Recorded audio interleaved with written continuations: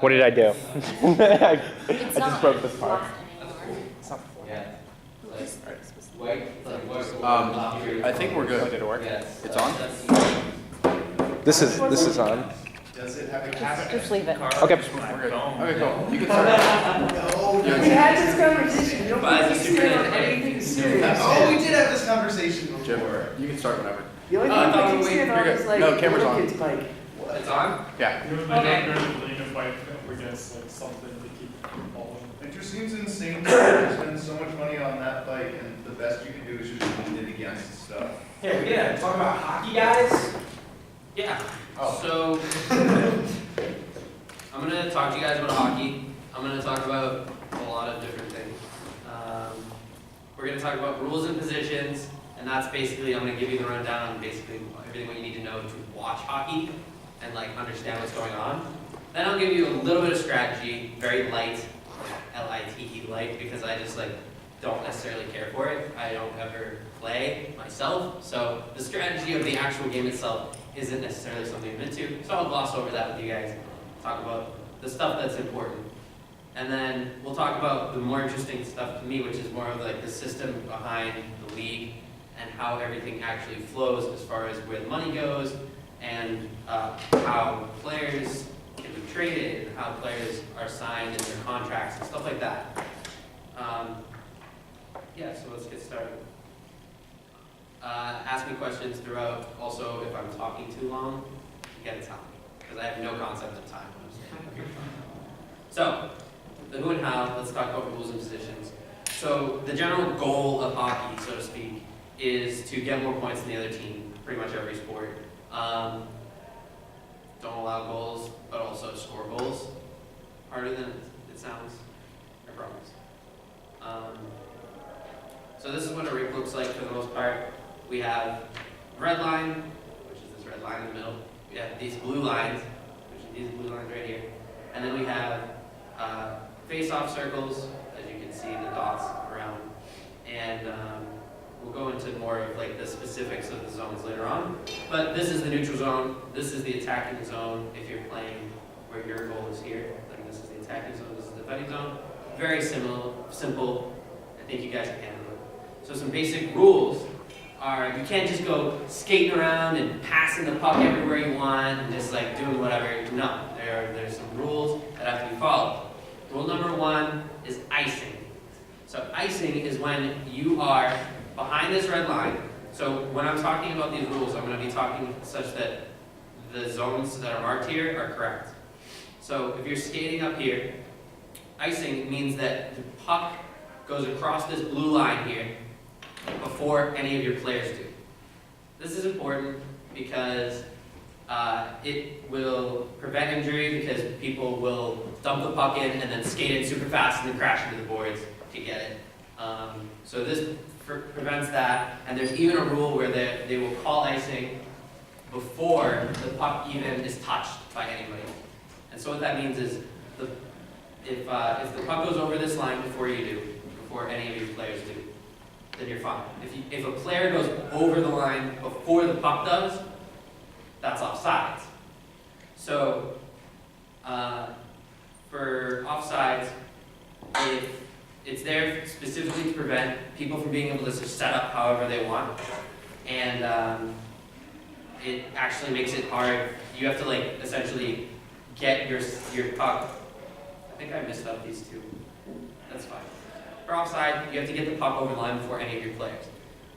It's not like soccer where there's like, oh, it depends on where the defenders are and stuff like that. It's super simple, super easy. There's the line, you get the puck over the line, and then you can go over the line. That's it. So to clarify for icing, that's if the puck is behind this red line and it gets dumped in past this red line here, then that's icing. I think I messed that up earlier. So you can't dump the puck in past the red line because otherwise everyone's just going to dump the puck in and skate towards it, and then when they all get injured from crashing into the boards, it'll be a big problem. Nobody will be able to play. It's also a delay of game tactic where if you're getting really hit, so to speak, like they're really coming in to score on your team, and you're just frazzled, so to speak. You can't just dump the puck down and have no repercussions. You have to actually skate it past this red line before you can dump the puck into their zone.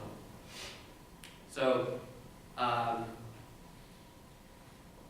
that's icing. Offsides was what we talked about. Puck goes over this blue line first, and then there's hand pass. Can't touch the puck with your hand and then pass it. You also can't play the puck with the stick if your stick is over your shoulder. These are some basic rules about like conduct on the ice. You have to have some set of rules.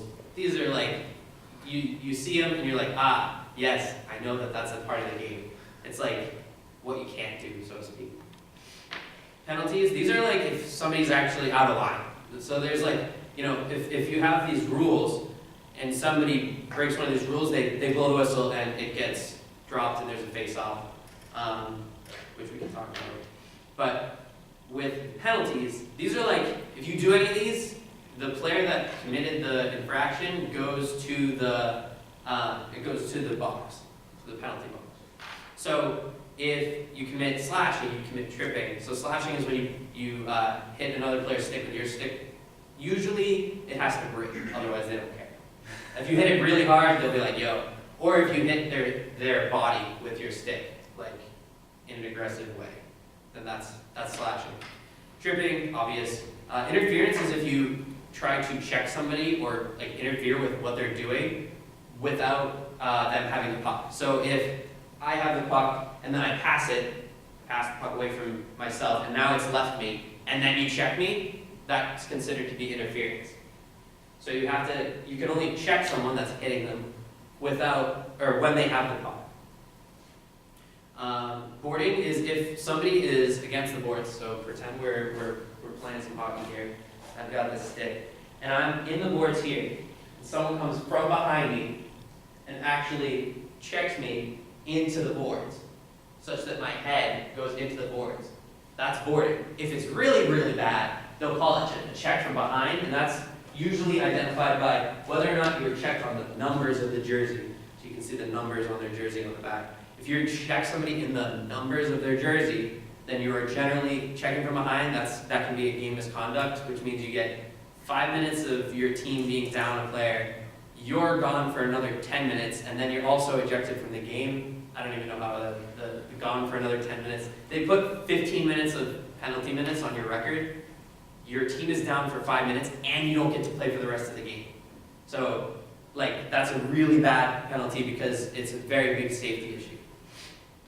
Some other penalties after boarding are cross-checking, is if you take your stick like this and you hit somebody with it like that, then that hurts a lot. We don't like people who do that. People do it all the time, and sometimes they call it penalty. And charging is if you take more than 5 strides before checking somebody. I think it's 5. Yeah. Which basically is like, you have to be going really fast. So you have to kind of slow down before you check someone. You can't just go all out and hit them. Everybody would be injured, it would be terrible. Elbowing, obvious. And those are all minor penalties unless there's blood. If there's blood, it's 4 minutes.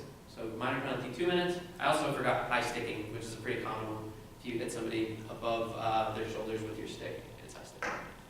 Or above their shoulders with your stick. Then it's high sticking. And usually it's like people get hit in the face with the stick. And if there's blood, 4 minutes. So 2 minutes if there's no blood, 4 minutes if there is blood. And then if it's a major penalty, which is either like the ref deems it that whatever you did is so bad that you deserve a major penalty. Some of these will accompany a game misconduct, stuff like that. Or if you fight, or the check from behind that I talked about earlier. Here we can see 2 players having a scrap. That's going to get them both 5 minutes in the box. But their team won't be down a player. It won't be playing 4-on-4. So you have 5 players on each team with a goalie. So 6 total per team. And if you have a penalty that is that you have committed the infraction, you go to the box. Usually it's 4v5. That's the whole point. 2 minutes versus 4 versus 5. You have that much time that your player is sitting in the penalty box and not playing hockey. So in the case that you actually do commit the penalty, that's like the worst part, is that you're down. What's up? What's the average number of penalty minutes per game? I would say not very high, maybe like average 10 to 20 minutes. Charlie's nodding, so yeah. Charlie, call me on my bullshit if I say anything wrong. Yeah, like I forgot ice thinking. Yeah.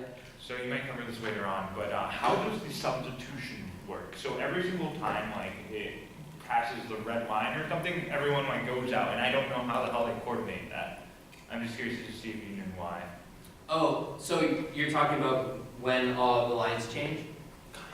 Maybe. Are you I talking don't even about know the what I'm lines talking here? about. So if they skate it up past the red line and dump it in, Uh-huh. which is something that happens all the time. So if you're Like when you're down a player, right? What? When you're down a player, you just want to dump it down there, right? And then, Oh, if you're on a penalty, then that means that you're 4v5 and you can't commit icing. They waive icing calls. Oh. So when you have 4 players or less and they have 5, if you're down a player like that, shorthanded is what they call it, then you can dump it down the ice, no problem. That's not a penalty because it's not delay a game because reasons they've deemed it. I don't know. And then also, if you skate it past the red line, you see this happen all the time. You skate it past the red line, dump it in, or if you're on a penalty and it's anywhere and you dump it in, they might go for a line change and they coordinate people who are coming off. The coach will actually tell you what line is going out. And then you kind of sit on the boards, and as people come in, you come off. It's actually harder than it looks to coordinate, and people mess it up all the time. And that's another kind of penalty. It's called like a team penalty or a bench penalty, where you have too many players on the ice. So you can only have your 5 skaters and 1 goalie, or 6 skaters total. Those are the 2 options. And if you have more than that at one time, then you're no longer like valid at that time, and you're going to get a penalty for very similar to delayed game. Yeah, there's another penalty if you flip the puck over the ice without it touching the glass, or over the glass and into the crowd without it touching the glass or anybody else, or like anything like that. Then it actually will be considered to be. It'll be considered to be a delay game. My friends, by the way. You're good. Do what you gotta do. You can learn about hockey too. Or maybe you know a ton about hockey and you're here to school me.